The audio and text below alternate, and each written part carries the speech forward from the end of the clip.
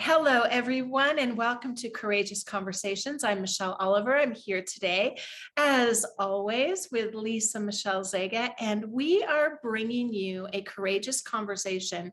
Today, we are being very courageous, I think, because we're talking about triggers. And I thought maybe we would start by I know that sometimes you like to give a definition of our topic, and I know I didn't ask you to prepare and like look it up and what. I've got it Oh, you already. do? Okay, I was thinking maybe we could define like what our triggers are. So what did you start with? And let Well, me just say one more thing.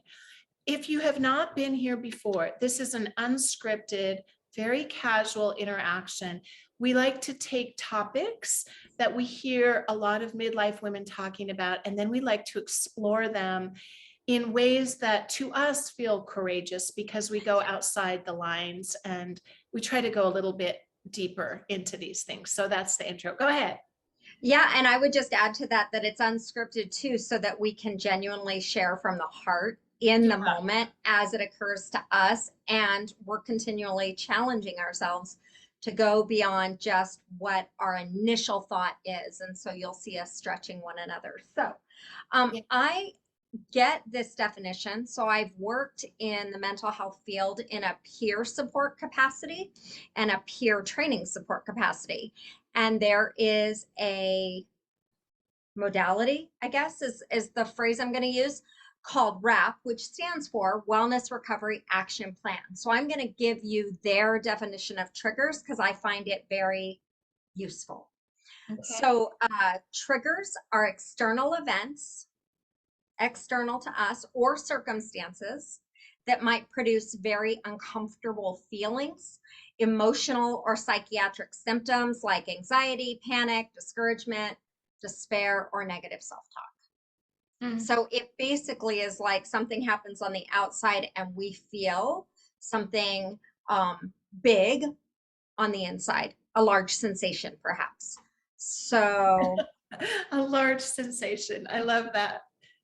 Well, sometimes I love it. Not if it's a bad thing that because I was triggered and had a large sensation. Oh my and God. I would just say this is my um, evaluation, and I'd love for you to speak into this. And I know you said that we could give some of our own triggers, which I'm super happy to do. But I think we're living in a society that's becoming increasingly more about, hey, people are responsible to safeguard from triggering another person versus the person taking personal responsibility to each of us safeguard ourselves to manage our triggers. And I don't think that's helpful.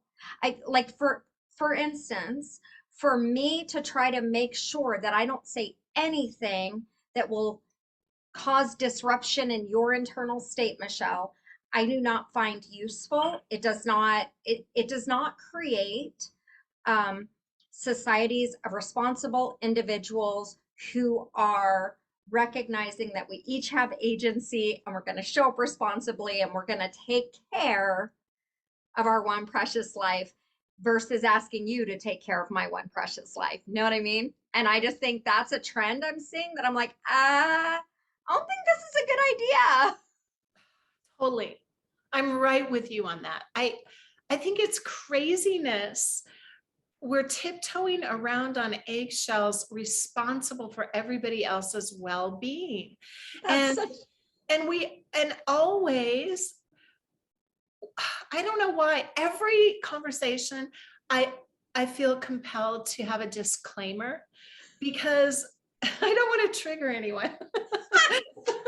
I want to be nice. No, but seriously, in all seriousness, we do have a well, I don't know. We have a responsibility to be, I believe, kind and considerate and thoughtful and not malicious. And oh, yet I at the agree. same time, yeah, so I'm just saying that as a disclaimer. It's not like I'm saying, hey, everybody, go and you know, like like nobody matters and nobody's anything matters. And I'm not saying that people have not been victimized and not all that. Okay. So that's just a disclaimer. I know you feel the same way. I just Oh, feel like we absolutely. both feel that way. Well, However, and I think the idea is sometimes people get accused of being malicious for yeah. just giving a different opinion. Oh yeah. That Oh seems yeah. like it's Or becoming not increasingly giving this. prevalent. I'm sorry, say that again because I I interrupted. I just said it's becoming increasingly prevalent. It's like I say something you don't agree with, and it's like I've done something wrong. Yeah. If I'm just stating something, a belief or evidence that I believe that science has given us or whatever it is, and you don't happen to agree with that, I'm not responsible for your big emotions. I'm responsible to manage my own impact, right? So if I'm mocking or being sarcastic or calling names or things that are not taking personal responsibility for how I'm showing up in the world and the results I'm creating, okay, that's one thing. And I still am all about taking all the results I create, but Yes. I'm Yes, not I up agree. for, being responsible for what happens in your body. Yeah. Like, and I would say, and this is like more recovery language, but look, if it's hysterical, it's historical. It's not because of what's happening in this moment. It's got shit attached to it from the past, is what I And would to say. be honest, I think that's what the whole thing is going to boil down to, because regardless of what the trigger is, and I think we should get personal because Yeah. even though it's hard, it's not, but courageous. It takes courage to do hard things. Yes.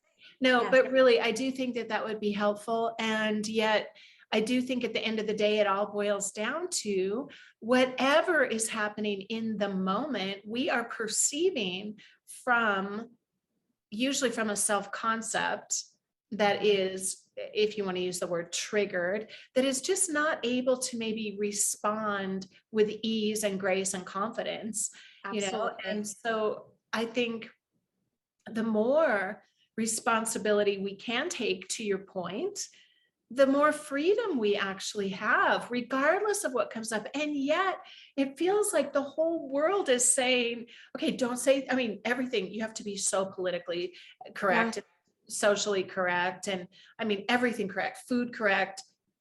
You can't even talk about like what you're eating because someone's gonna like, I don't know. We have I so, heard a we're story in of a that overload. college, like a person was speaking at a college. Yeah. One student raised their hand. There was something that she was bothered by. The entire audience made an agreement to behave differently for this one person. And That's it's like terrifying. that's what I'm talking about. Oh, holy crap. That's terrifying. This is terrifying because we are genuinely in a scenario like that, giving away the only freedom that we have. We're saying we, like your term, self-agency. We don't have agency.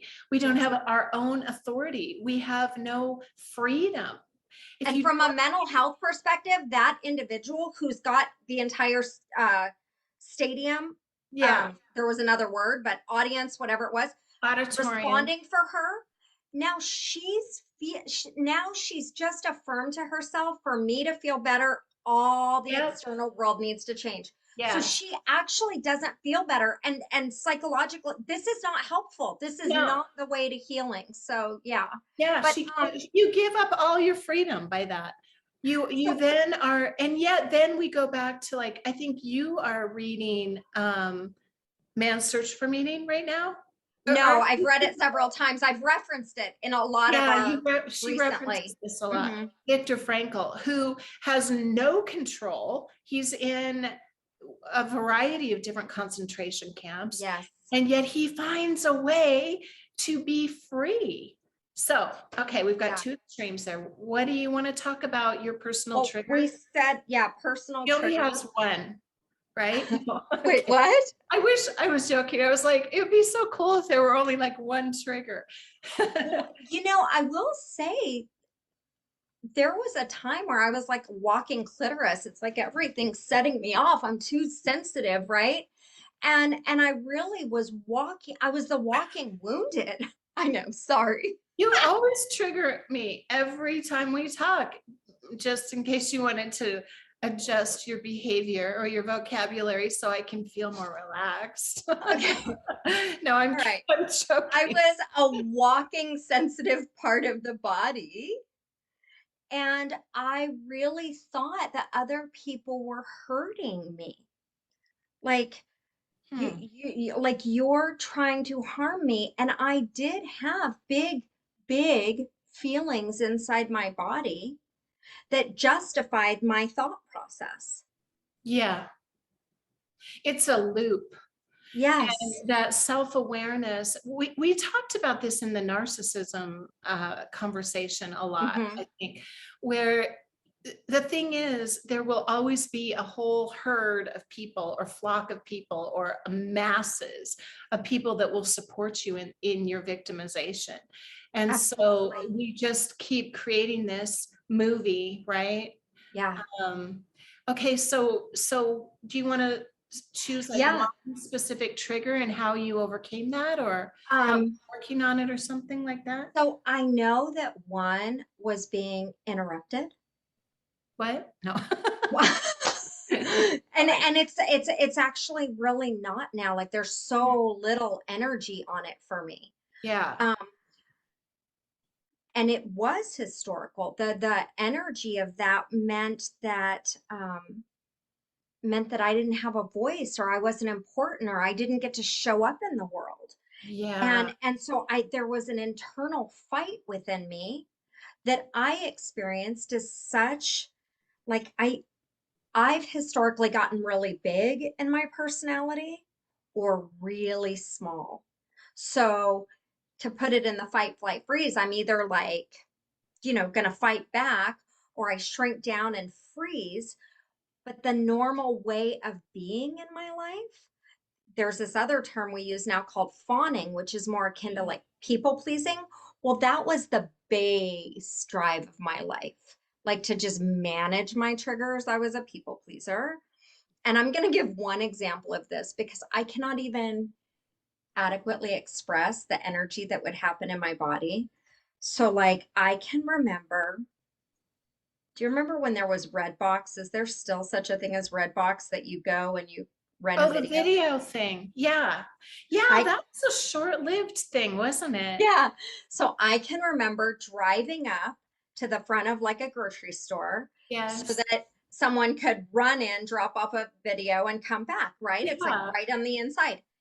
If a car even barely was approaching behind me, the level of anxiety in my, like, I would move my car so fast, like I couldn't be an inconvenience to anyone, which Wow. is problematic when you've got as big of a personality as I do. So I was constantly living at war with myself. But the thought that here I am, like in panic mode. So the person that's dropped off the video is literally on their way out and they've got to wait for me to loop around because I had a little mini panic attack because a car pulled up behind me. But what was behind that was a lot of unresolved grief for myself around a right to exist in my own unique, little body. So Taking that's up space like as who taking up space. and Yeah. like expressing who you are, just existing. So what do you do? How have you, it sounds like you've, I mean, is this something you still that gets triggered for you? What have you done to overcome that? Like where are No, it's so historical. That specific example is just like it feels so far removed from me. Like okay. to think of ones, but here's a more recent. I had someone that I really love and care about who was in my care um, for one of my children. Let me just speak it out. And he's an adult now, but he let me know that there was a part of his life where he felt betrayed by me as a mama. And I felt so much emotional energy come up in me. And so I would say, based on our definition, right? Like if that Yeah. was a trigger. Yeah. And what I did for myself were two things. I let myself know that I was okay. I reminded myself that I was safe and that I would have my own back. And then I um, connected to my values. And one of my hugest values is being a good mama, being the mama that he needs. And so I opened myself up to really hear him because, in my view, that's what a mama who's going to be present to the needs of her children does.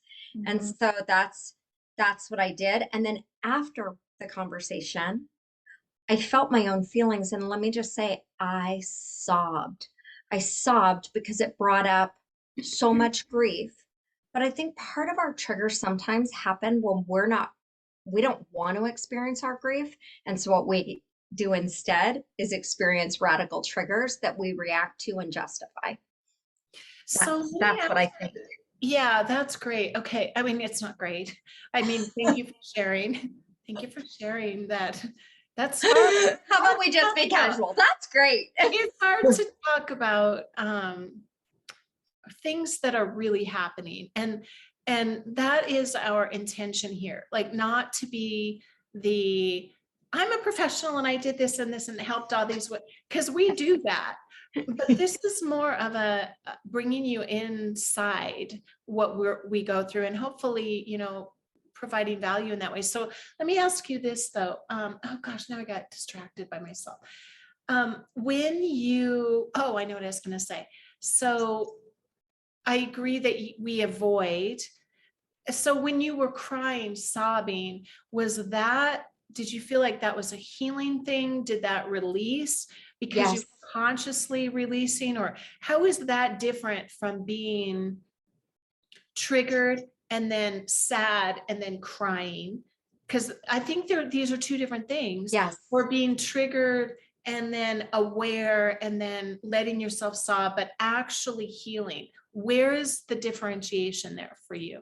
So this is something that I've used for myself and with others to help know the difference, right?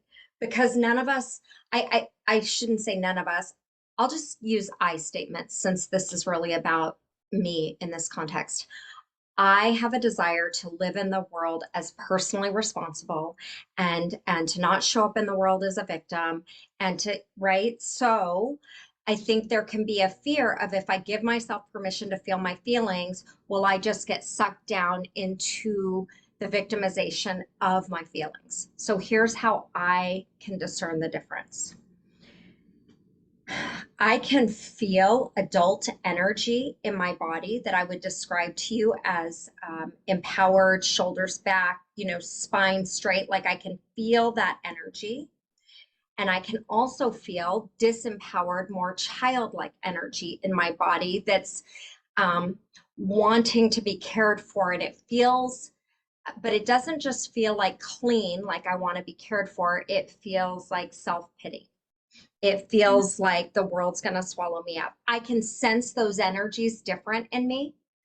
So when I was sobbing, and I was sobbing, I was giving myself what I needed to release the bigness of my pain, because I think our pain, the bigger it is so such a reflection of where our values are.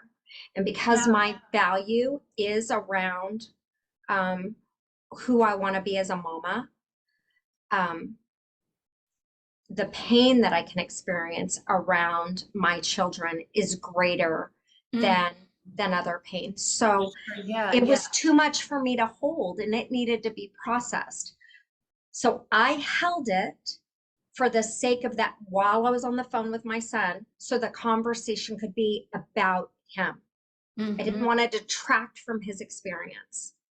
But that didn't mean that my heart wasn't breaking. So we hang up the phone and I sobbed so that I could have that experience of release. And I felt the big girl energy in Mhm. my body and knew that I was doing that for that. So I think that answered your question, but tell me what. Kind of, yeah. So what I'm thinking too is that, so the trigger, there's a few things actually, right? And maybe I'm wrong, but this is what I'm hearing. So the trigger, the thing happens, And then it's easy to feel like you let him down as a mother, right? Like you didn't fulfill your role there. And that's just really, to me, pure sadness. Like that's just a natural, organic, of course, every mother wants to, I mean, to not show up in a nurturing, whatever it was for you way. Mhm. And but that also triggered a deeper, Yes. so the deeper thing was just not being adequate or being like someone, what was the deeper part of that? I am so glad you're making this distinction because I think, Michelle, and we can push on this, pull on this, whatever, that triggers are based in something that's historical. And by historical, I don't mean it needs to go as far back as your childhood, but it might go back that far. It often goes back that far. So, one of the things I just want to check in with my heart, I think the deeper thing that I've discovered about me is I have felt like the need to perform well in order to be accepted, loved, and not be rejected. So my trigger was um, when he first said those words, I experienced it in my body as a trigger that I would relate to the childlike part of me or the disempowered part of me or the part that didn't have control. And that deeper message of unless you perform well, you don't get to be loved. And he was letting me know I hadn't performed well, right? So I was able to center in and listen to him, and maybe that's when I got into my adult energy, is because I was making this conscious choice to hold his experience with honor and dignity and also take responsibility. Like I shared with him what I believed that I was responsible for, that he had said. I agreed with him, and and then when I was crying, I was being with myself to allow the sadness. And you know what? I don't think that I was aware that I was also allowing the sadness of the little girl who felt like she didn't get to be loved when she didn't measure up. I wasn't aware of it, and yet I do think she was held in that experience. Yeah. What do you think? Do you think triggers tend to be historical, or Well, I from something think, historical? I mean, I think there's different, um, I totally hear what you're saying. And yeah, but what I was just aware of is there's also like just kind of real time trigger, like, I mean, it's like, I don't know, this just came to my mind because I glanced over into the kitchen, and like when my son accidentally tipped over the coffee pot thing, the espresso thing this morning, and it spills on you, like that's a trigger. Like it's a reaction to an event, Yes. but the emotional trigger, um, would be that would be historical, would be if he felt ashamed for that, Yeah. or Yeah. if I yelled at him for that instead of like laughed, or whatever. Yeah. So Yeah. I think that's really what we're talking about. Hmm. But at the same time, there can be like deep emotional responses to letting someone you love down in a way that affected them, that doesn't necessarily isn't necessarily entangled with that historical trigger. That's all I was trying Yeah. to say. Like it's natural for a mom, Yes. like, oh my gosh, I'm so like, oh, I forgot to put your pants in the dryer or whatever, anything, Yeah. anything. Then and I don't think those are necessarily connected to historically.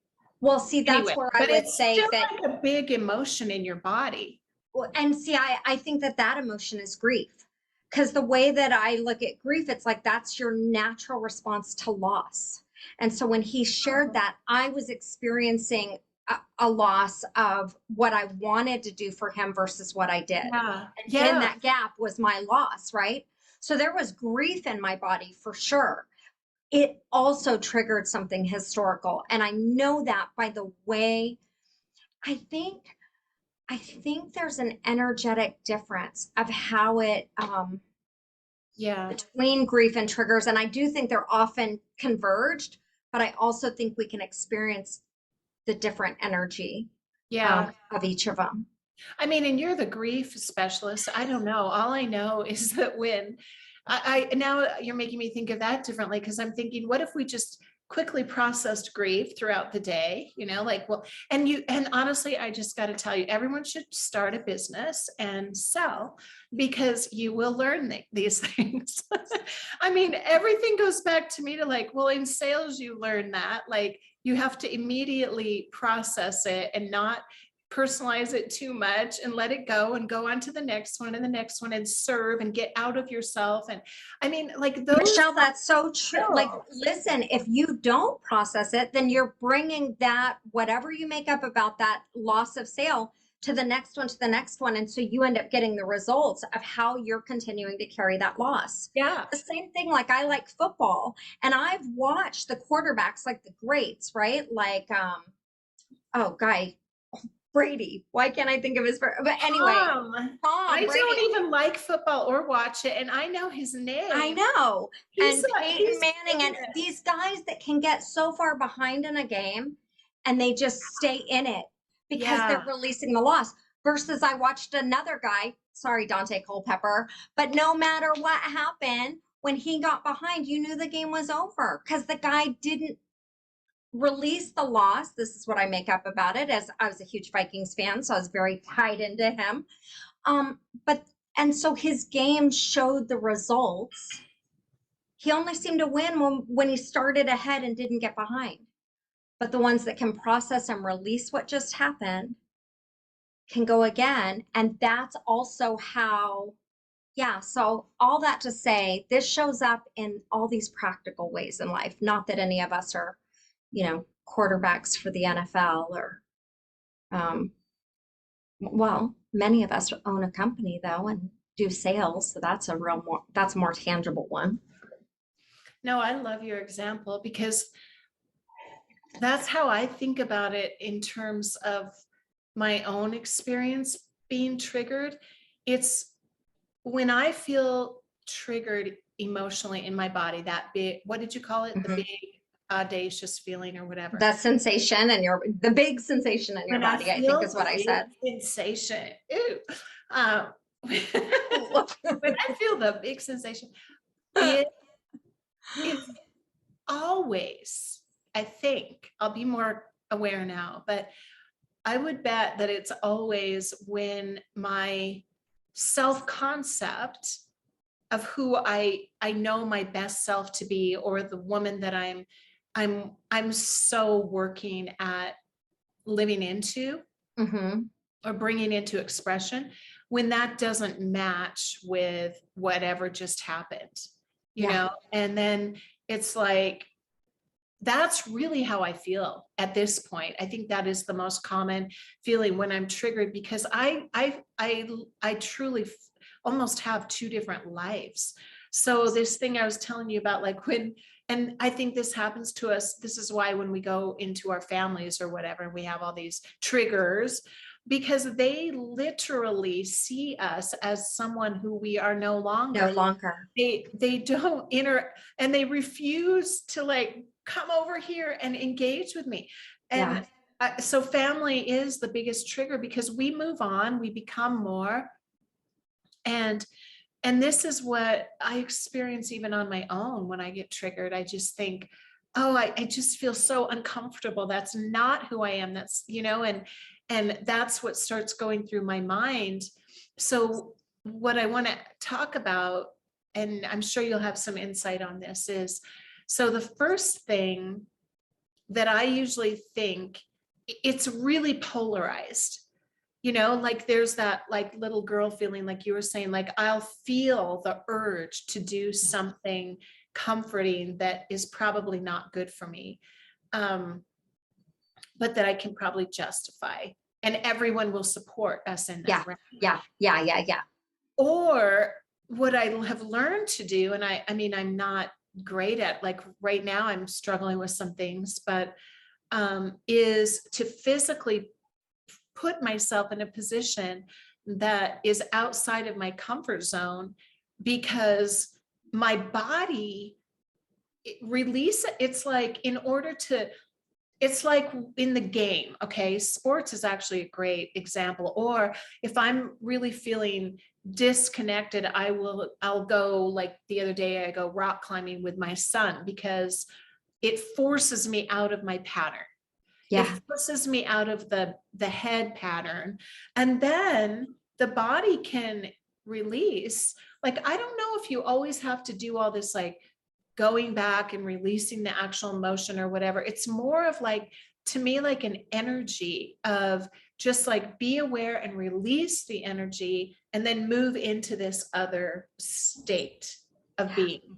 I think that it's helpful, Michelle, to name whatever the energy is you're experiencing. I'm not saying go back and do a big old, thing of what does this mean and what did I experience as a kid. I'm not talking about that. I'm saying it's helpful to name the energy of our body, because something that's not named remains hazy, like it's not real yet.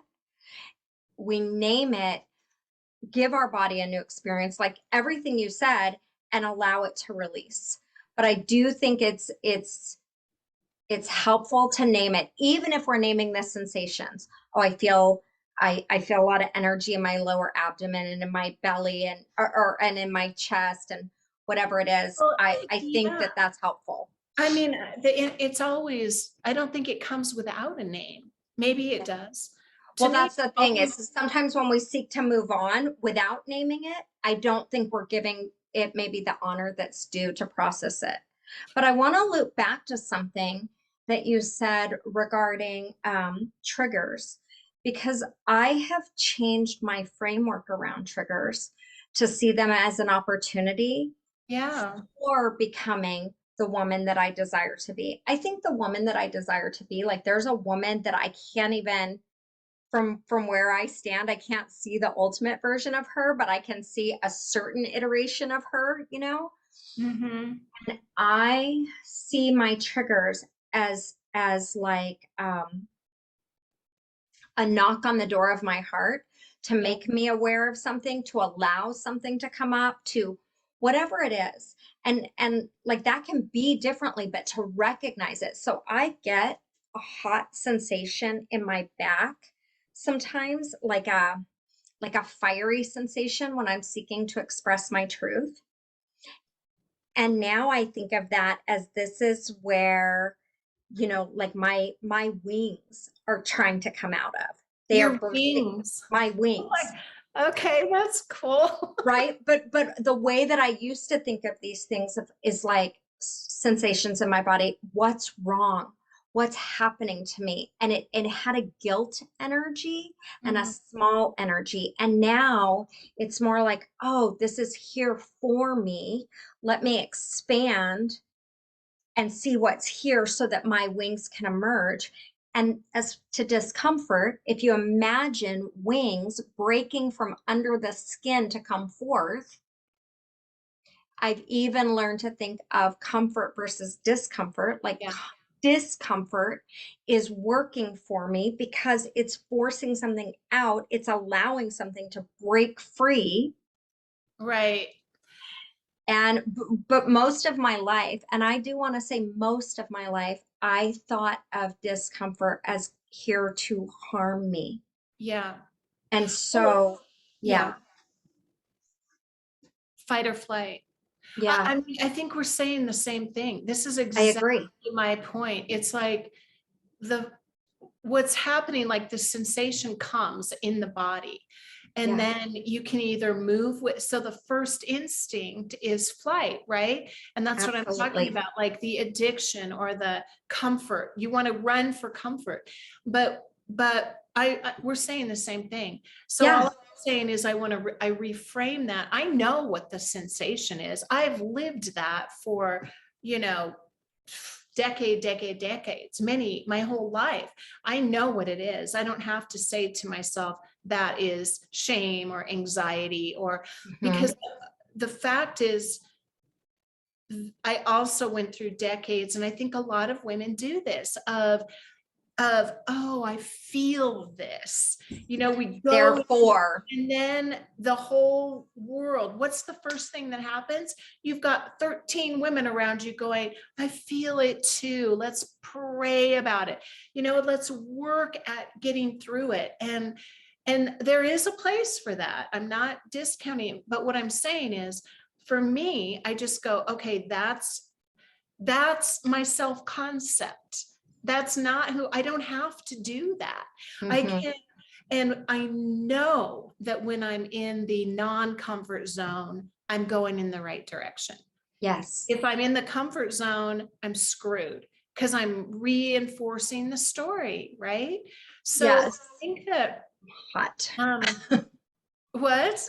I'm like, I'm hot. I keep You're lifting my hair off me. it's I happening feel now. hot. You're feeling the wings are coming out now. The sun is beating in. I'm next to a window Oh, and just the sun energy is like, oh, so is it hot there? It must be. yeah, it's like 87 degrees out. Oh my gosh. Wow. That's why I'm in a tank top. We're still in, well, it's actually really nice here today. It's like 60 degrees, which is crazy. But yeah, okay. So I think we're both saying the same thing. Like but what I don't want to do is what you're saying, like this spiritual bypassing that people talk about, or but the fact is, for me anyway, when I look at everything as energy and Mhm. I don't control it, but there's a difference also between controlling and like creating a new framework for something, reframing it, new scaffolding, like here's another pattern, and then take the energy and still release it out of your Yeah, body. I mean, absolutely. I mean, I am biased based on the type of work I do, right? yeah, So, like this no, no, no. morning, I met with a woman in her 70s. Now, there's been just things that happened when she was young that communicated something in her body that her body's been holding for her. She wasn't even thinking about these things, but her base desires, we looked at it today and it's like, oh, what that little girl didn't get and what she's desiring and wanting to create in her life, it's almost like until that's named and given a voice, she's just been living in that same Yeah, energy of the little girl over and over and over. yeah, And yeah, I don't mean to minimize all the amazing things she has done, because she's also done amazing things just like all of us. But that energy has communicated, it's become the lens of interpreting her life, so that she's actually hasn't been able to see some of the beauty of who she is and what she's contributed, and to feel completely celebrated. That does not take away from anything you're saying in terms of yeah, changing like it all works together. And there's not like one way to this path. But one of the things I want to make sure, especially with our time, that I bring up, one of the things that I did, and that's why I brought up RAP and their definition of triggers in the beginning, mhm, um, is learned to create an action plan for myself. Interestingly enough, all my action plans, so I knew what my triggers were. I made a list of them. That's very useful to do. And then create an action plan for yourself. And the action plan, many of mine were changing my state, changing my environment, getting myself into the sunshine, concentrating on my breath. They were counting the colors of green in a room I was in, because I recognize this is a way to come to the present. Like there's lots of little things that we can do, um, because these things are practiced, Michelle. And yeah, that's why the somatic work that you did had such a huge energy, because it got you into your body and changing your energetic state. Like I think that is, it's huge for us, but many of us don't know. I didn't know that I had that available to me, back when. And so yeah. yeah. That you're talking about the most essential part for sure, which is self-awareness. And as you were speaking, I was realizing that I think what helped me more than anything was like when I was really triggered and actually deep in grief, and I was really having a hard time. The thing that saved my life, which I know I've shared with you, was learning to breathe, like Wim Hof breathing and cold showers. But what's interesting, what just popped in my head, was because I was trained as a dancer all for so many of my years of my life, and athletically, I had I had a lot of body awareness, but Mm-hmm. I also had a lot of body control, Yeah. where you you literally, when you're a dancer and any kind of athlete, you learn to dance. Like I remember, dancing with broken ribs, which is supposed to be very painful, but you learn to shut it down and compartmentalize with your body. So to come back, I do remember that process that I went through all alone and figuring it out. I didn't even know there was such thing as a grief coach. I would have thought that was incredibly self-indulgent. Like, what the hell is that? When I was going through it. So, but I remember learning to uh, just touch where it was hurting Yeah. or where I felt anxious, and literally give myself, sometimes I would sit there for like 2 hours, just like being there, being present, and just being present and just being present, and then learning to send light or whatever, like the things I knew how to do with my kids or whatever. But those, that is a real mindset shift to that I think is about naming it. I mean, you can call that naming it, Mm-hmm. or No, absolutely. self-awareness. It's like you're not denying it. You're not saying that, man, I can handle this, another push up the hill. And Mm-hmm. that's really good, important skill as well. But we have to do it all. Yes. And the beautiful thing, again, that we always do come back to too, is that we are designed to do it. Like, we're We are designed designed to do to it. go through the Mhm. entire process. It's just that we resist it. Yes. So It's interesting because one of the things I'll have women that I'm working with and that I do for myself is when I'm seeking to process something, I'll put one hand on my heart and one on my belly, right? Well, the reason why I'm doing that is because the tendency for me is to intellectualize or yeah, spiritualize what I'm going through. Neither one, they bypass the heart. So I'm yes, touching here, and a lot of what is going on for us is living in the gut, right? So I've, like you, learning to work without ignoring your broken ribs. I learned to live ignoring my gut. I learned to yes, live ignoring my heart. So I'm coming back to myself in a way that's like, okay, and you'll see me do it when we're talking. Sometimes I'm like, oh, I can see that I'm like a runaway train. yeah. Let me just touch my heart. Let me grab my belly and let me try to become present to myself again. Because I have many, many years practiced doing life another way. And yeah. Um,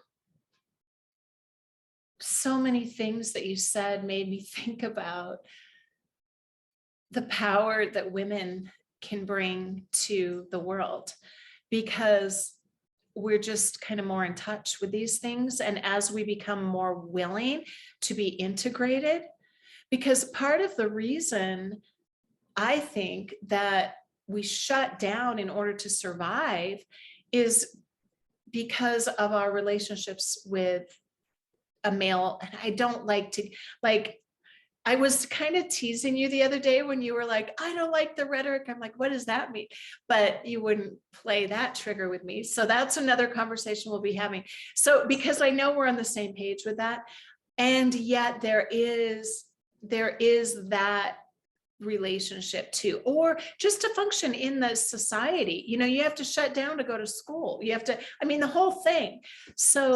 There's definitely all these areas that bring opportunity for us to integrate, right? and to integrate our own male energy and feminine energy. And like we're designed in this beautiful, beautiful way.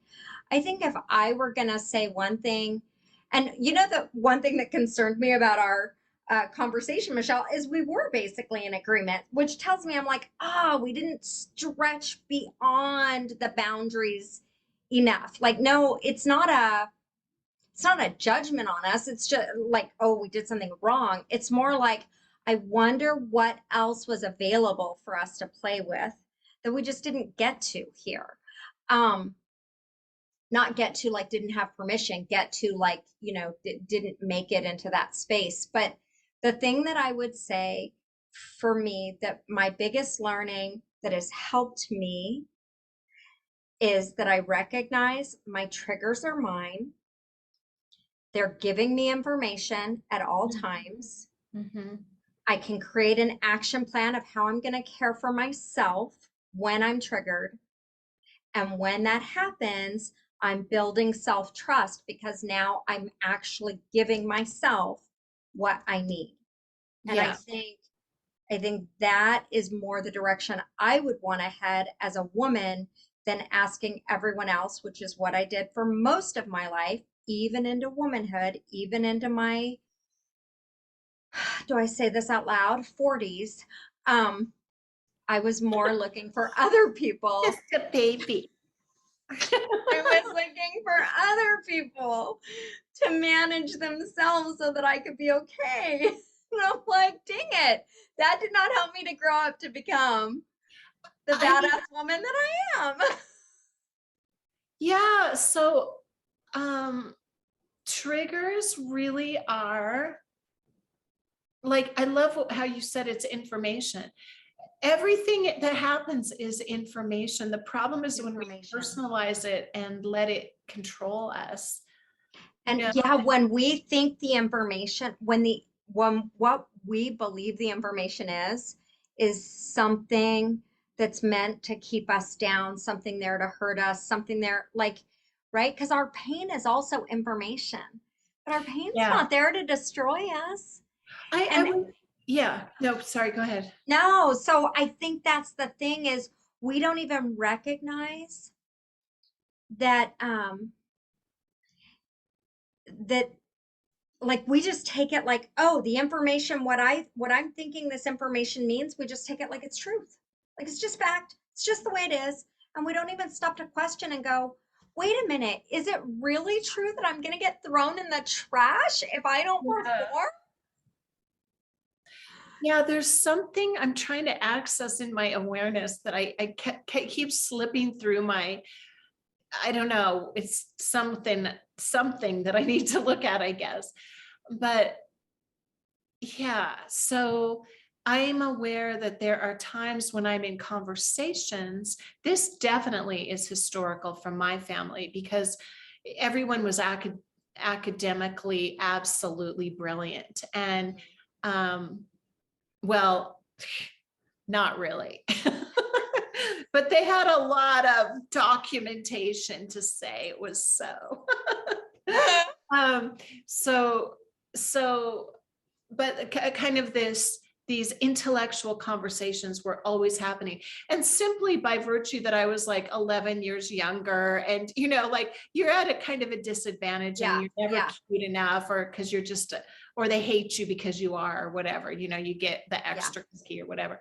So I think that there is a historical trigger for me there. But I also see that what it's allowed me to do, because it is a gift, is in those environments when I set, because then we're overly sensitive, right? Yeah. And I'm qualifying all the feedback by this historical trigger. Um, what I've learned to do is just build more skill in those areas. Yeah. And I think that is a really common thing. I mean, the entrepreneurs that you listen to, almost all of them have really shitty, terribly abusive, unbelievable childhoods that they somehow just bit the bullet and got through it. Well, And and sometimes those, overperformance is also a trauma response. So it doesn't always mean that we've dealt with what's going on inside, no, I'm not saying right? But that yeah, we, and I'm not even in this video, like, I'm not even saying that you have to heal. You don't no, have to heal if you don't want to heal. We're just talking about triggers. Like, that's right. so, I mean, we're kind of both assuming that we all want to heal from these things and be integrated, and that could be But it might the not be. opposite side of this, because there are, and that too, honestly, that's a trigger for me, because there have been so many times that I look back and I see that come and, let's be nurtured. Let's heal. Let's go over here and spend all, and that to me is the same energy. And I'm not discounting it again, okay? Because I've done that. I needed to do it. But I see this so often with women growing businesses where that plays out as, well, I'm going to take one more course and I'm just going to learn this whole thing. And then after I get all my systems and then I figure The out coping what strategy. type of framework, and it's all bullshit. Okay. It's much better to be triggered by your lack of results and feel like shit about it and say, okay, damn it.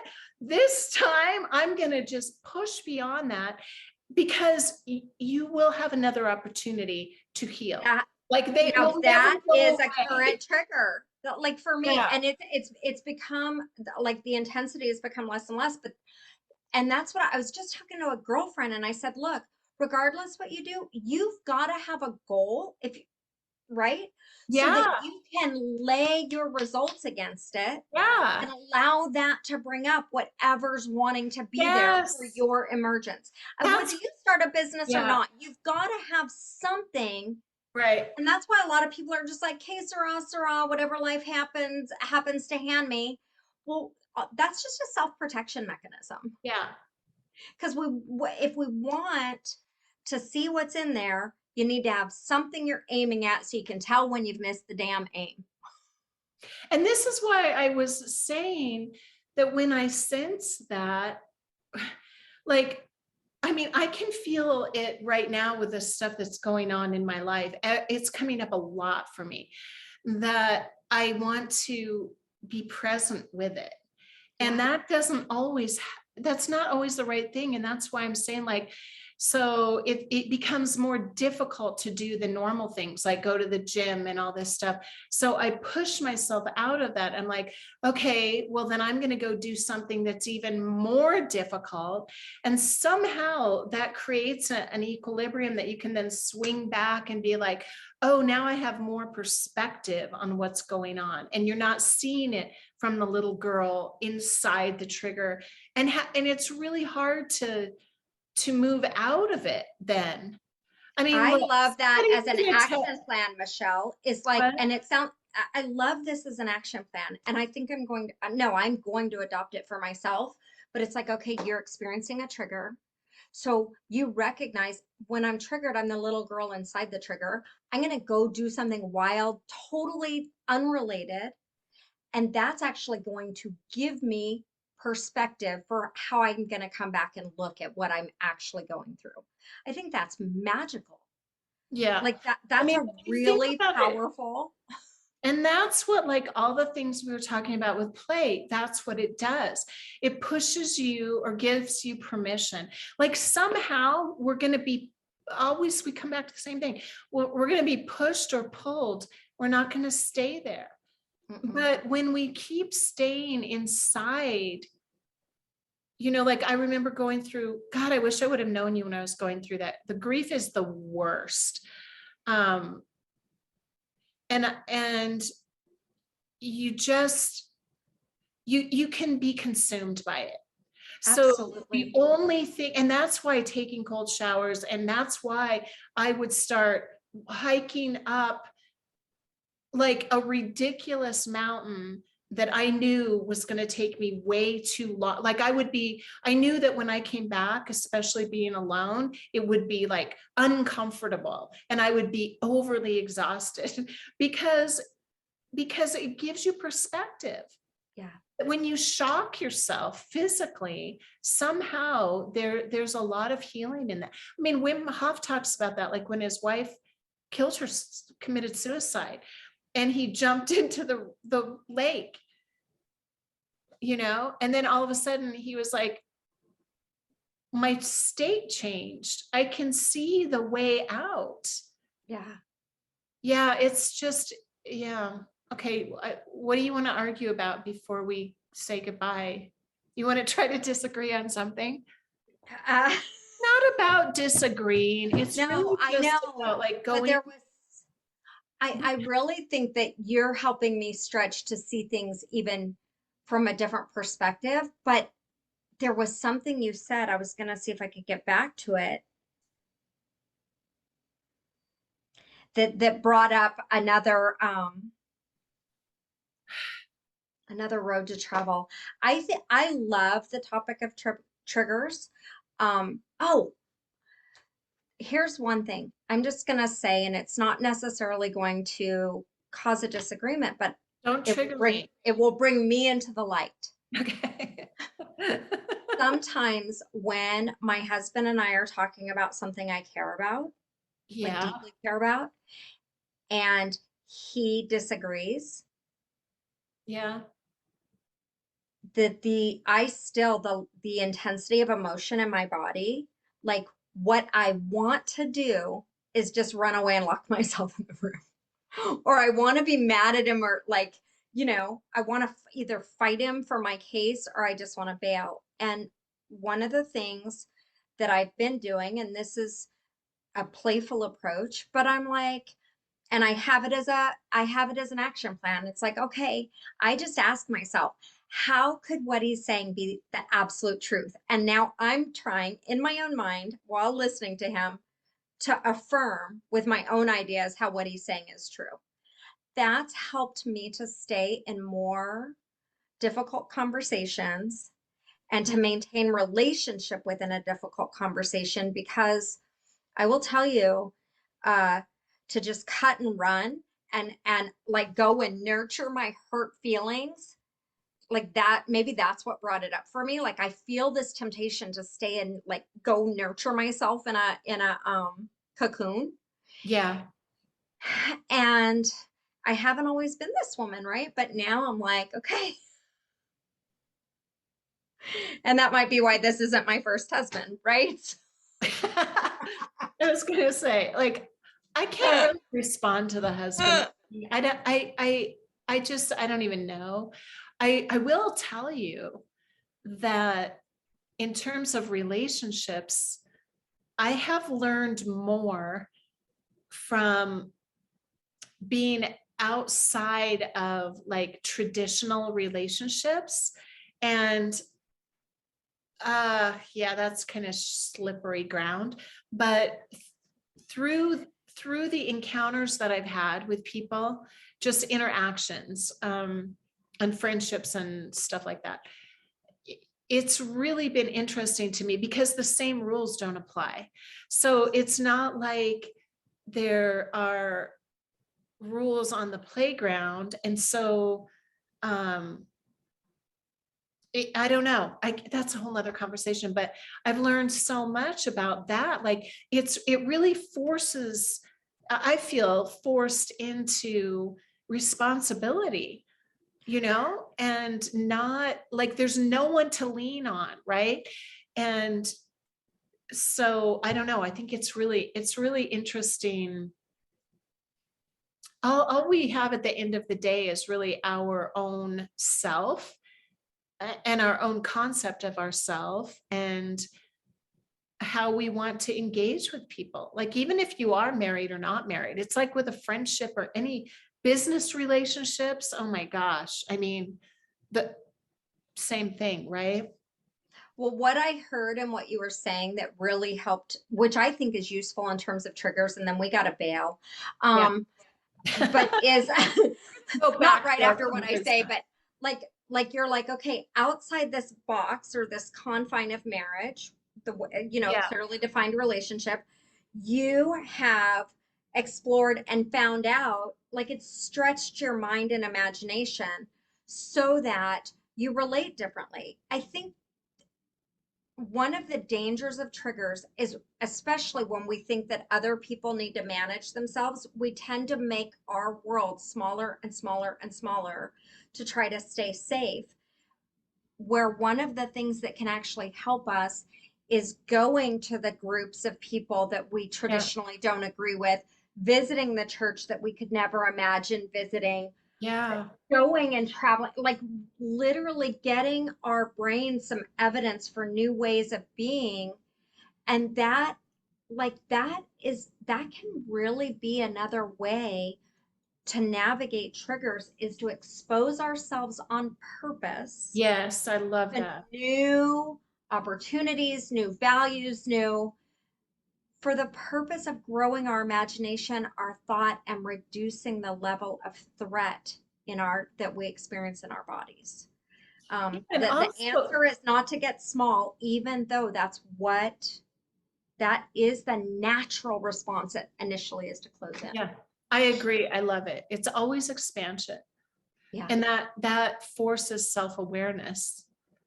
And I'm going to come back to expansion is painful. An acorn becomes an oak tree. Imagine it from the dang acorn's perspective. If I'm growing wings, imagine it from my back's perspective. Painful, uncomfortable, no bueno. But then, do I want the wings? Do I want the branches? Like, then I embrace the discomfort. Triggers are discomfort, and they're an invitation Yeah, to expansion. that's all it is. That's That's all all it it is. is. It's a gift. That's all it is. It's a gift. Triggers are an It's invitation the to expand. doorway. It's the It's the doorway. doorway to what you want. And when you're talking about your husband too, I was thinking that is the thing. Like, it's really, the question is, what is the result that we want? Ding, ding, ding. Right? Because I'm either going to stand trying to keep the discomfort at bay. So I'm going to stand on the acorn to keep it from growing. I'm going to block the wings to keep him from coming. I'm going to try to shut my husband up from having an intimate relationship of knowing one another. Or I'm going to swing wide the door that my trigger is open to me Mhm. so I could have something new. What do I want to create? Or do I want life to stay the same? And by the way, Exactly. it doesn't stay the same. It disintegrates or it Yep. grows. So There's not he a neutral does. stance. So, Yeah, that acorn will just shrivel up and die. yes, Yeah, right. every trigger. And yeah, I think of it in terms of business a lot. Whatever triggers you, and a lot of people will do this with, like, I do this. I'm just going to do it myself. I'm just going to do that one thing myself. I'm just going to do it myself. I can do it faster. I know this is a really common thing. And because we get triggered by the quality of work, or the fact that we have to, gosh darn it, we have to, like, for me, it's like I have to slow down my brain to go faster, right? And you just don't want to, you just want to keep moving forward. So And yeah. you're not thinking about what's at stake when I choose to do it all myself. What is at stake for my future self or my future business if I just keep doing that? And Yeah, you got to look at what the end result is. Like, what is the end result? Are you more invested in feeling okay within that trigger? Again, it's comfort zone. It's like, always the good sign is when you're uncomfortable. I don't know. I feel like I'm always uncomfortable. well, So I you guess do that not. on purpose, Michelle, and that's one of the things that makes you great. You are, and we really, I do, I'm looking I at the know time. we have to I want to go. wrap up, but Yeah. you Oh my continually gosh, we on really have to go, purpose, guys, ladies. you continually on purpose put yourself in uncomfortable situations, and that's your success soup. So, Not always. I don't always do it on purpose. Yeah. well, you often do it on purpose, and sometimes you respond on purpose. Sometimes I So, respond with a big sensation in the body or whatever. Okay, so everyone, thank you for being here. If you watched to the end, I feel like we should give you a prize. Maybe I we'll know. start giving away acorns or something. Yeah. Yeah. Yeah. Okay, thank you. It was great right, to thank you. see you, and we will be back again next Monday afternoon. All right, see you then. Oh, bye. Bye.